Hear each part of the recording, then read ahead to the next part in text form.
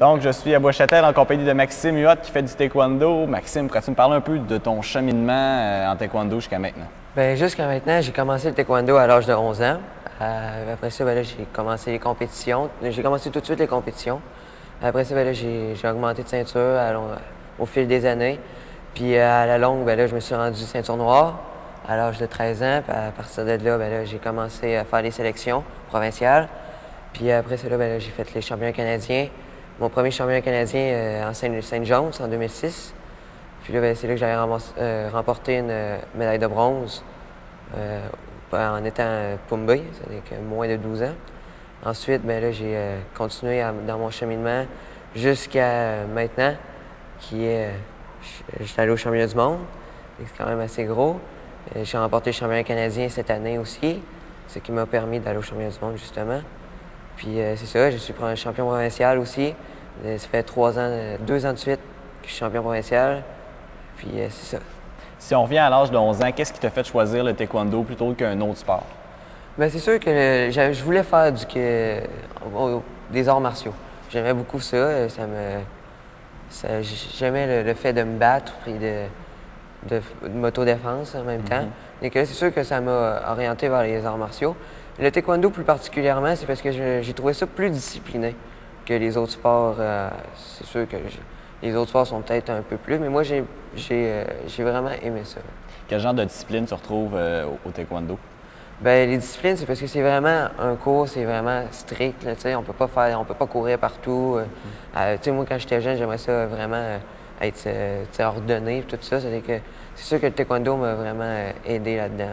Au départ, tu as commencé à faire des combats tout de suite. Est-ce que tu étais nerveux justement de te battre dès 11 ans, dès un jeune âge quand même? Bien, c'est sûr que quand on a 11 ans, on est vraiment, on n'a pas conscience de vraiment qu'est-ce qu'on fait. C'est-à-dire que moi, j'aimais ça, puis je voulais vraiment en avoir plus encore. C'est pour ça que ça m'a aidé à continuer aussi. Selon toi, qu'est-ce que ça prend pour grimper quand même assez rapidement comme tu as fait? Bien, c'est sûr qu'il faut de l'entraînement, de la discipline, puis beaucoup de persévérance. Parce que c'est sûr qu'on ne gagnera pas toujours. C'est-à-dire qu'il ne faut pas arrêter tout de suite, il faut continuer. Puis avec la persévérance, bien, c'est sûr qu'on va l'avoir un jour ou l'autre.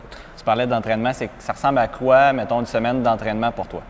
Bien, c'est sûr que j'ai pas vraiment... Il faut que je m'entraîne à chaque jour. OK. Il faut que je pratique des choses à chaque jour, des coups de pied. Il faut tout le temps que je pratique pour pas arrêter, parce que sinon, bien, si j'arrête, bien là, les autres, ils continuent. C'est-à-dire que là, moi, il ne faut pas que j'arrête pour pendant une semaine. C'est sûr que ça va être plus dur pour tout, là, tu sais. Est-ce que tes entraînements sont constitués essentiellement de combats ou tu pratiques d'autres aspects du taekwondo? Bien, c'est sûr qu'il y a des techniques de coups de pied. Après ça, bien, c'est sûr qu'on fait beaucoup de combats, mais je te dirais que c'est plus technique. Tu me disais que tu pratiques à tous les jours. Avec l'école, tu es au secondaire présentement. Comment tu fais pour conjuguer les deux en même temps? Bien, c'est sûr que c'est pas tout le temps facile. Il y a des fois qu'il faut vraiment que je sois ordonné. Des fois, il faut que je me lève plus tôt le matin pour faire des travaux. J'ai pas le temps de le faire le soir justement parce que j'avais un cours. Et que c'est sûr que des fois, c'est difficile, mais ça va quand même assez bien. Tu as été champion canadien cette année. Parle-moi un peu de ton expérience à Halifax.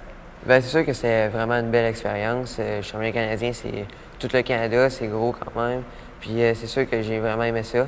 On est toute notre gang, on vit une semaine ensemble, donc c'est le fun. Là, avant d'aller au championnat du monde, parce que tu as été champion canadien, donc tu te qualifiais pour le championnat du monde, tu es allé à Las Vegas au US Open pour te préparer pour les mondiaux. Comment tu qualifies ton expérience à Las Vegas? Est-ce que ça a été vraiment bénéfique pour toi? Oui, bien c'est sûr, parce que quand je suis arrivé ici au championnat canadien, bien, j'ai fait des combats, mais encore là, les combattants, ils n'étaient pas vraiment de mon calibre. C'est-à-dire que là, je suis allé à Las Vegas pour justement avoir un peu plus de compétition pour moi, pour me préparer au championnat du monde. Et que là, c'est sûr que là, j'ai fait 6 combats à Las Vegas. C'est sûr que là, c'était vraiment... C'est quand même beaucoup, 6 combats dans une journée. C'est-à-dire que ça me préparait assez bien. Justement, tu as eu la médaille d'argent à Las Vegas. Tu arrivais au Mexique confiant pour le championnat du monde. Mais là, malchance, tu tombes malade le jour même de l'événement. Comment tu as pris ça? Bien, c'est sûr que c'est plate. On ne souhaite passer à personne. Mais c'est sûr que j'aurais aimé ça que ça se passe une autre journée, que la journée même de la compétition. On ne peut pas vraiment rien faire pour contrer ça. Est-ce que tu t'expliques maintenant qu'est-ce qui s'est passé ou c'est encore flou dans ta tête? Bien, c'est sûr que je le comprends pas encore. C'est la première fois que ça m'arrivait.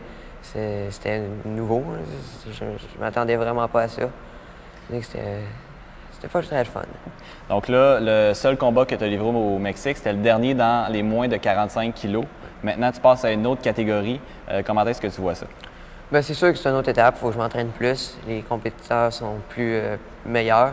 C'est-à-dire qu'il faut vraiment que je m'entraîne plus pour essayer de encore bien performer dans moins de 48 kilos. Est-ce que ça prend d'autres qualités physiques qu'il faut que tu ailles chercher pour justement performer dans une catégorie qui est plus élevée ou c'est sensiblement les mêmes aptitudes que ça te prend? Bien, c'est sûr que c'est juste 3 kilos. C'est-à-dire que c'est pas une grosse différence de poids.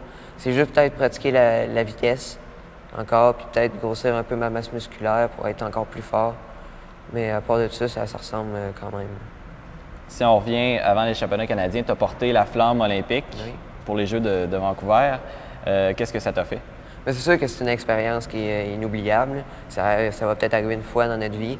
Donc, j'ai vraiment profité de ça, puis j'ai vraiment aimé ça. C'était une expérience.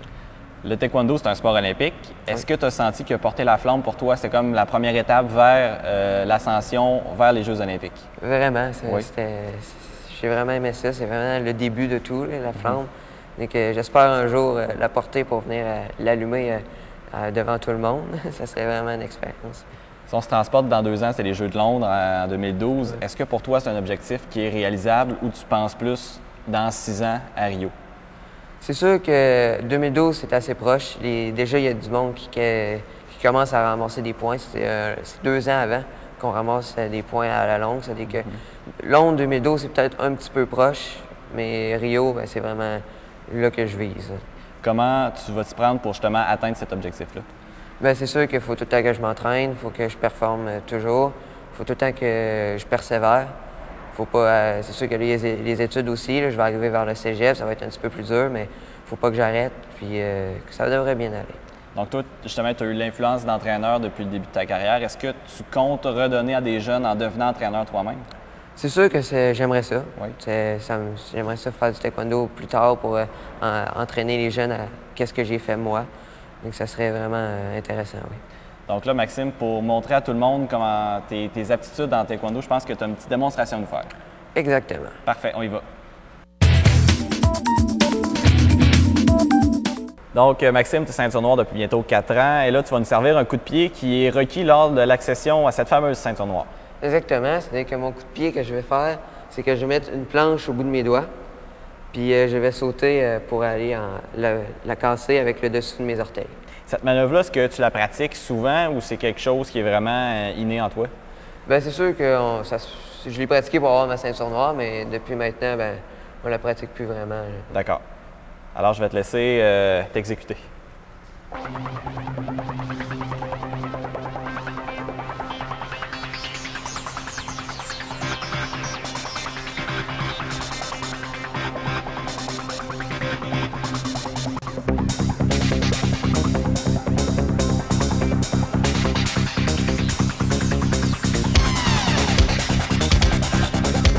OK. Let's go.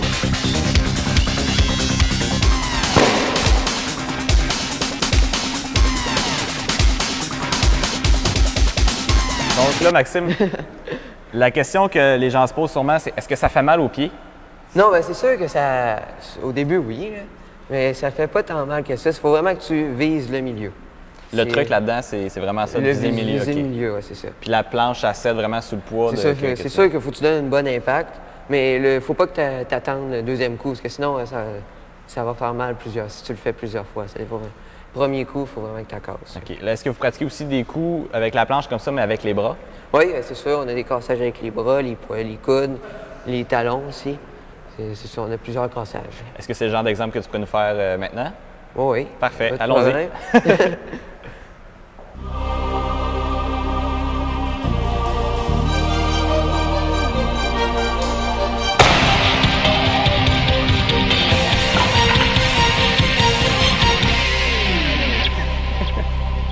Alors, Maxime, en terminant, qu'est-ce qui t'attend au cours des prochains mois? Bien là, c'est sûr que là, j'ai l'Open du Canada qui suit fin mai. Donc là, c'est une assez grosse compétition internationale. Donc j'espère la remporter pour ma première compétition internationale dans les moins de 48. Ce serait très fun. Cette compétition-là a lieu où? À Montréal. À Montréal, Oui. parfait.